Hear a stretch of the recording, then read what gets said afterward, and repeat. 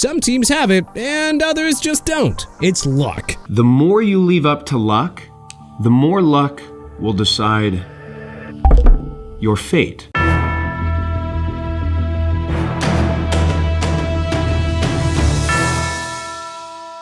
For all the X's and O's and the preparation that goes into executing on an NFL field, there's still an intangible component. So today, let's take a look around the league and spot the 6 most and least lucky teams in the game. Lucky Washington Commanders. Alright, let's start with the obvious here. How about the fact that the Chicago Bears took Caleb Williams #1 overall, taking the decision of who to take out of Washington's hands and putting rookie superstar Jaden Daniels right into their laps. And what about the, shall we say, fortuitous schedule that they played? Or the ridiculous last-second wins that always seem to have the ball bouncing their way in some inexplicable way, like the Hail Mary against the aforementioned Bears, for example. Not to mention the missed field goals that plagued New York back in September, getting this team their first win. Or when the Saints swung and missed on the 2-point conversion in Week 15. Yes, this team was very talented and has an insanely high ceiling going forward with Jaden under center. But they were also extremely fortunate to make the run to the NFC Championship game that they did.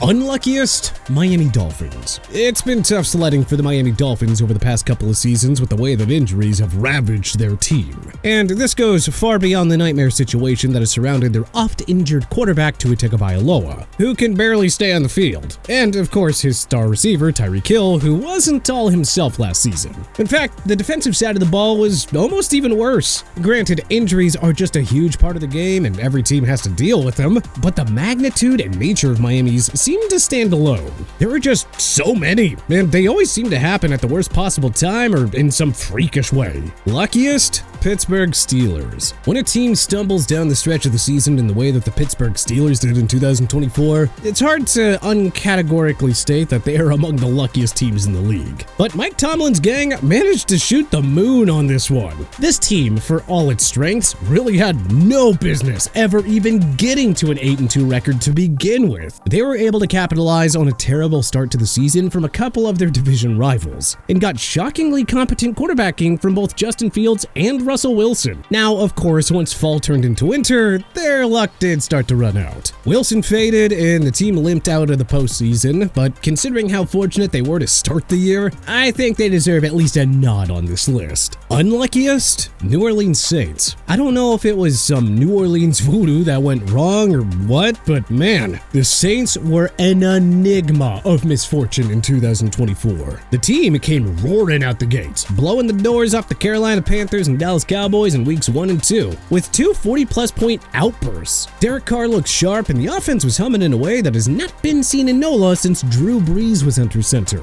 Weeks 3 and 4, however, were a different story. New Orleans battled through 2 hard-fought games, losing by 3 to the Eagles after a stunning defensive lapse down the stretch of the game, then by 2 the following week to their bitter rival, the Atlanta Falcons, on a 58-yard game-winning kick by Young Hoku with 2 seconds left. Oh man, that Falcons loss, that was the beginning of the end, as they proceeded to lose their next 5 games, falling to 2-7, at which point head coach Dennis Allen was relieved of his duties. Lucky Kansas City Chiefs. The phrase better lucky than good doesn't always apply to the Kansas City Chiefs because, I mean, yeah, they're good. They're really good. They're oppressively good. But let's not act like luck didn't play a massive role in their 2024 season. For starters, Patrick Mahomes had arguably his worst statistical year as a starter. And yet, the Chiefs still found themselves back in the Super Bowl. Not only was the AFC West wide open for them to cruise to a postseason bid, they also got every break imaginable all season long. It got so crazy that people started to hypothesize that the NFL was rigging games for Kansas City. And I don't blame people for thinking that. It was just that ridiculous. Add in the fact that they managed to avoid playing any truly dominant offenses in the playoffs, and it's fair to say that the football gods were smiling on Kansas City once again. Seriously, they did not deserve to win so many games. Unluckiest? Jacksonville Jaguars. Everything that could go wrong did go wrong. Trevor Lawrence battled through injuries all year, and when he did play, his offensive line did him no favors, leading to constant pressure, rushed throws, and a noticeable dip in production. Yet, the team still managed to remain competitive despite what their 4-13 record might suggest. Because, man, there were a lot of close losses. 10 to be exact. Like, honestly, a lot is sort of underselling it. That's an NFL record. Yes, Jags fans, you can at least take solace in the fact that your team was historically unlucky.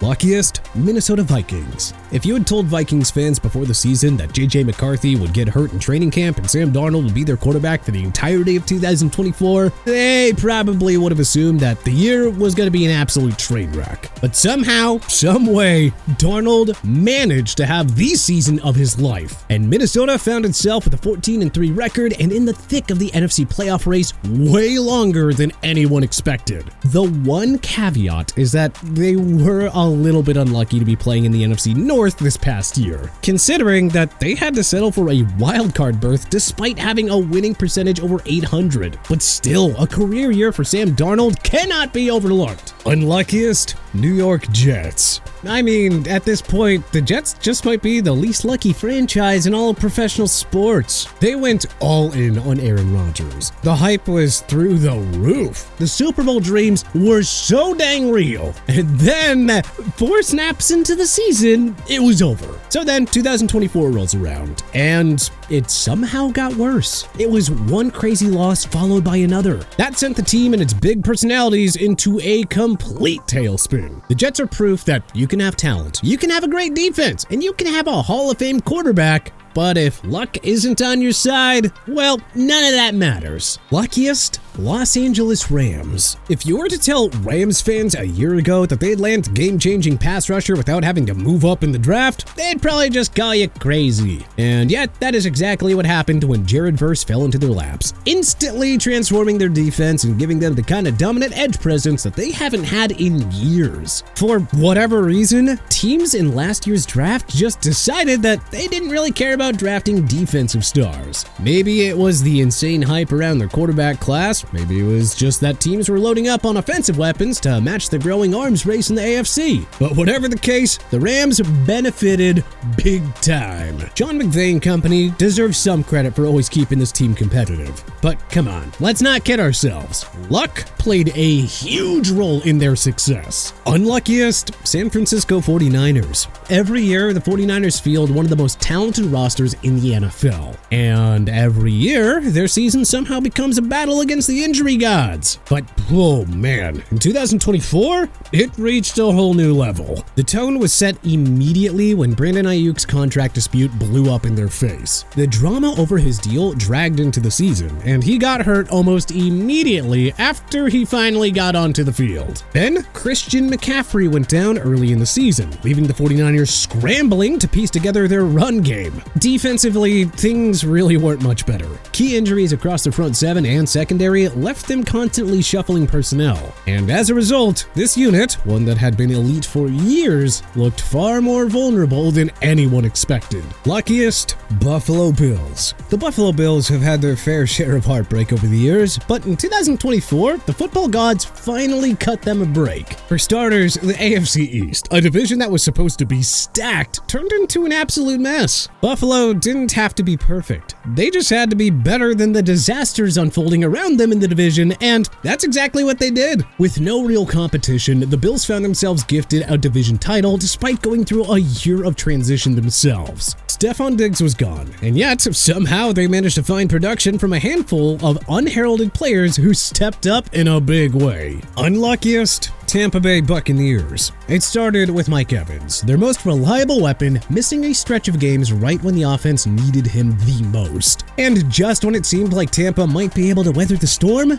Chris Godwin went down for the season, leaving Baker Mayfield with a depleted receiving core and zero margin for error. But you know, it wasn't just the injuries. It was the way that they lost games. Every single week, it felt like the Bucs found themselves in a crazy game. Ones where their opponents played out of their dang minds, hit ridiculous game-winning kicks, or somehow managed to pull off a last-second miracle. You have to give the Bucs credit because they did manage to find a way to overcome the adversity and ended up making a nice run to the playoffs. But it's not hard to wonder what could have been had a couple of more bounces gone their way. But hey, which NFL teams do you think are the luckiest in the game right now? Which teams do you think are the least lucky? Who do you think we were right on here? Who do you think we're wrong about? Are there any teams that we may have missed? Let us know in the comments section below. If you liked this video and learned a thing or two, then clicking the like button helps out a ton. And you know, we really appreciate it. If this is your first time coming around to TPS though, subscribing is a great idea because we put out videos like this every single day. But as always, thanks for watching and we'll see you guys next time.